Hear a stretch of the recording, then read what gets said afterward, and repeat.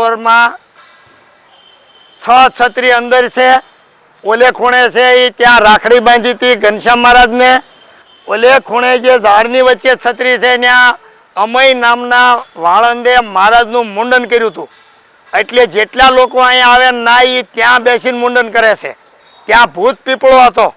જ્યારે અંદર બે મંદિરની વચ્ચે જે ઝાડ છે એ ફણસનું છે, પ્રસાદીનું 240 વર્ષ જૂનું છે।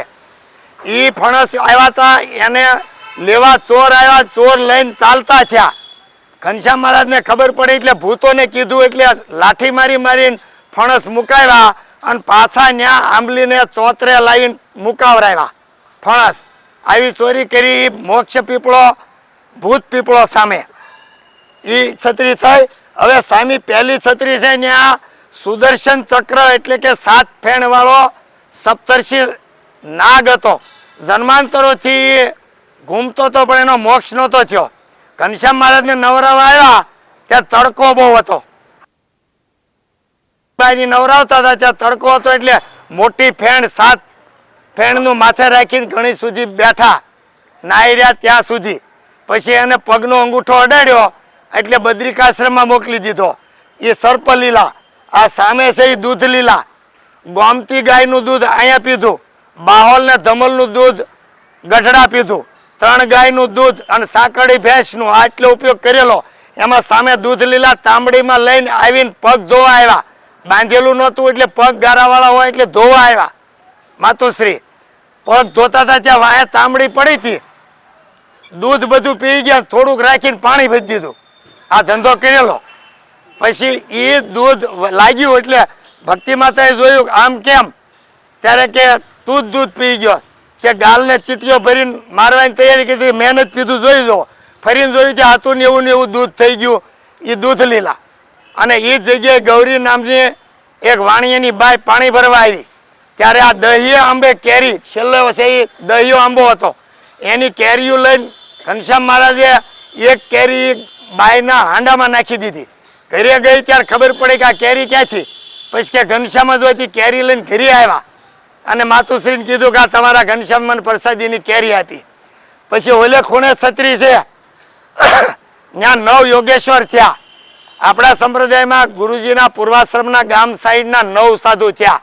નિષ્કુળાનંદ સ્વામી એના દીકરા, ગુણાતીતાનંદ સ્વામી એના ભાઈ શિવાનંદ સ્વામી, ગુણાતીતાનંદ સ્વામીની 4, ભૂમાનંદ સ્વામી કેશિયા ગામના, ભાયાત્માનંદ સ્વામી અક્ષરાનંદ સ્વામીની મામો ભાણીઓ મોડા ગામના સચ્ચિદાનંદ સ્વામી અને અલૈયા ગામના અક્ષરાનંદ સ્વામી એ મામો ભાણીઓ થતા। આમ 9 સાધુ હાલારના થયા, એને હાલારી કહેતા હતા। અને એ 9 યોગેશ્વર આ જગ્યાએ છેલ્લી છત્રી છે ત્યાં 9 યોગેશ્વરને દર્શન કરાવ્યા નાના નાના છોકરા। અને ઘનશ્યામ મહારાજને પછી પૂછ્યું કે આ કોણ છે આવા છોકરા એટલા બધા એક સરખા? તો કે 9 યોગેશ્વર છે। એ યોગેશ્વરો તે મોક્ષ માટે થઈને બાકી હતા, એને હાલારમાં જન્મ લેવડાવ્યો, આપણા નંદ સંતો થયા। એ જ પ્રમાણે એ જ બિયારણમાંથી આપણા ગુરુજી પણ એ જ સાઈડના છે, એ આપણે હાલાર બાજુથી જાણી શકીએ। ત્યાર પછીની છત્રી છે ત્યાં જાંબુડો હતો।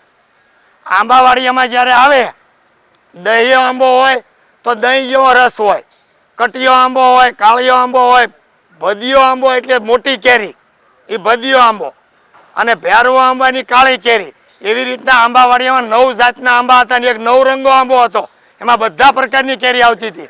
તે કેરીઓની હાંખું વીણવા વૈશાખ મહિનામાં 15 સખા સાથે નીકળ્યા અને હાંખું વીણી પડેલી તૈયાર સવારમાં પડે એ વીણી એટલે મીઠી બહુ હોય। અને પછી એક મોતીરામના દીકરા એને બાકી રહી ગયા કે એને જાંબુડા ભાગમાં આવ્યા, કેરી ન આવી હતી, રોવા માંડ્યા ઓલી બીજી છત્રીએ। એટલે રોવા માંડ્યા એટલે એણે કીધું ઘનશ્યામ હું કેરી વિનાનો રહી ગયો, હવે તે કે હવે શું કરશું? કોઈ આપી નહીં કહેવાનું કીધું તોય। તે કે તો શું કરશું? તે કે જો ના આંબો જ છે। તે કે પણ ઘનશ્યામ આ જાંબુડા ઉતારીને ખોઈ ભરી છે, આંબો ક્યાંથી હોય? તે કે ઊંચું જોવો તો ને, ઊંચું જોયા ત્યાં જેટલા જાંબુ હતા એટલે આંબા કરી દીધા આ છત્રીએ।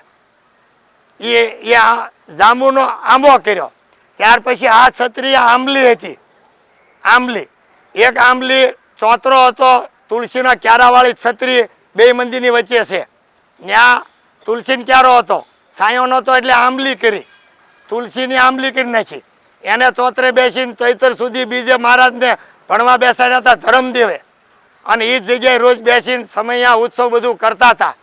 લક્ષ્મીજીને એકવાર એમ થયું કે આ બધા લીલા જોઈ આવે, નારાયણ હું રહી ગઈ, તે કે મારે જવું, પણ જવું કેવી રીતે, મને તો લૂંટી જાય, તો મારે શું કરવું? એની સખીયું કે તું એક કામ કર, સોનાની ચકલી બની જા. પછી સોનાની ચકલી બની અને એ આંબલીને ચોતરા ફરતે ચણ નાખીને ત્યાં આવ્યા. બધાએ જોઈ અને ઘનશ્યામ મહારાજના દર્શન એવી રીતે દેવોને નથી થતા, એ દર્શન આપણને રોજ મંગળાથી હાંજ સુધી થાય, મહિમા ઘટે. ત્યાર પછી આ આંબલી હતી ત્યાં ઓળ કોળામણી રમતા, ઉપર ચડીને હેઠે પડવાનું, હાથમાં નહીં આવવાનું. આ નાના ન ખબર હોય એને આંબલી પીપળી કે, અમારા ભાવનગરમાં ઓળ કોળામણી કે. એ અહીંયા પછીનું છે ત્યાં આંબો હતો, આંબાને આ રીતે વાંકી ડાળ હતી, એની ઉપર બેસીને આમ પગ હલાવે મહારાજ આમ, અને ઘોડો ઘોડો કર્યો. જેમ કચ્છમાં ચાંદ્રાયણી ગામમાં ઝાડ હતી એની ડાળે, અહીંયા આંબાની ડાળે અને બિલિયામાં ખીજડાની ડાળે, ત્રણ જગ્યાએ મહારાજે ઘોડો ઘોડો કર્યો. ચોથું દિવાલ ઉપર ચડીને ભુજના મંદિરમાં આમ આમ કર્યું, એ પથ્થર પણ રાખી મૂક્યો, ન્યાય ઘોડો ઘોડો કર્યો. બાલકરામ અને સતી થયા માતુ જીવરાણીબાઈ, એની બેયની છત્રી, એ આપણે ત્યાં જઈને તમે દર્શન કરવાના.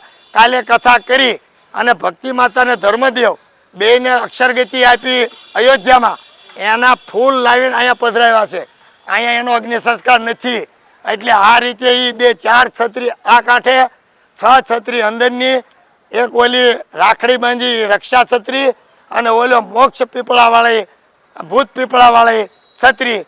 આટલી નારાયણ સરોવરમાં એક વખત ધર્મદેવ મોતીરામના દીકરા માધવરામના લગ્નમાં અહીં આવ્યા. ઘનશ્યામ મહારાજ અહીં રહ્યા. 9 નોરતે 3.5 વર્ષ પૂરા થાય ત્યારે અહીંથી અયોધ્યા ચાલી નીકળ્યા હતા. પછી લગ્નમાં આવ્યા ત્યારે વચ્ચે તરસ્યા થયા ધર્મદેવ, તો કાંઈ નહોતું, ત્યાં કૂવો કરી દેખાડ્યો ને પાણી પાયું, ઝાડને સાંયે બેઠા. પછી ત્યાંથી અહીંયા સરોવરમાં નાય અને પછી બધે જાય, એવું કરીને અહીં આવ્યા એટલે અહીંયા થોડુંક જ પાણી અને માછલા તરફડે, મરી જશે તો, એવું ઘનશ્યામે કીધું ધર્મદેવે. તો ઘનશ્યામ મહારાજ કે આમ ચપટી વગાડી અને પગનો અંગૂઠો દબાવ્યો એટલે પાણી પ્રગટ થયું અહીં વચ્ચે, એને કહેવાય પાતાળ ગંગા. 3 ધનુષ પાણી ઊંચું આવ્યું, કાંઈ નહોતું એમાં. એક ધનુષ 4 હાથનું હોય, 3 ધનુષ એટલે 12 હાથ પાણી એમાં ભરાઈ ગયું. એવો ચમત્કાર જોઈને આ એરિયા બધા આવીને અહીંયા નાયા અને ભગવાનપણાનો નિશ્ચય કર્યો. અને બે મંદિરની વચ્ચે એક ઝાડ છે ફણસનું, એને આજ 240 વર્ષ એના દર્શન કરજો. ત્યાં એક છત્રી કીધી એ છે, અને અંદરનું ઘર એ એટલું જ પ્રસાદીનું એમાં છે. આ છે આજુબાજુના દર્શન કરાવ્યા. હવે પછીના દર્શન જેને કરવા હોય એ પોતે અહીંથી રિક્ષા લઈ અને ગાઈડર લઈને બધે જઈ શકે, એવી રીતે અહીંનું પૂરું કરવાનું છે. હવે આ એક સાથે એટલા બધા જઈ શકે એવું નથી. ચંદન માસીનું ઘર છે, ભૂતિયો કૂવો છે, ભૂતિયો કૂવો છે ને એની ભેખડ પડી ને તો અહીંના બધા 15 સખા હતા ત્યાં. અહીંના 22 ગામની લીલા છે, એની જરૂર નહીં, એ કહી જ દઉં છું. એટલે ભૂતિયો કૂવો છે, એ કૂવે ભેખડ પડી તેના સખા દબાઈ ગયા, આખા એરિયામાં શોક છવાઈ ગયો. હવે શું કરશું? ભાઈ ઘનશ્યામ મહારાજ દોડ ગયા અને બધા સખાને પાણી ઉપર આવ્યું ને બહાર કાઢ્યા. એ ભૂતિયો કૂવો, એની બાજુમાં ચંદન માસીનું ઘર છે. ચંદન માસીને ભક્તિ માતાને બેયને પાંડેમાં પરણાવ્યા. બલદીધરને બીજા કુળમાં પરણાવ્યા હતા, એ વસંતા માસી. એનો દીકરો છે એ બસ્તી અને એ લક્ષ્મણપુર રહેતા હતા. અને પછી બલમપટરી રહેવા આવ્યા અને બેસુપુર, ફિરોઝપુર,